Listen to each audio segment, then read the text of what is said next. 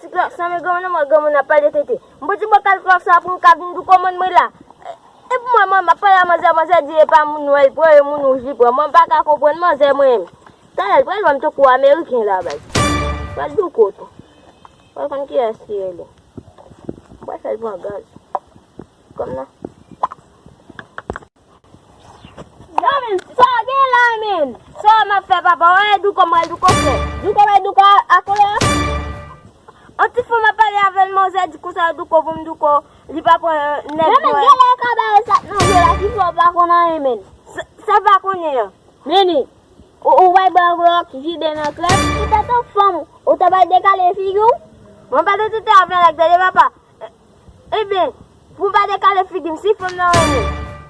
Kaya na ozoe. Abe ka ba re a gen rezon avò baz. Oh, eh bien men bat konan. Mwen si wè gaz.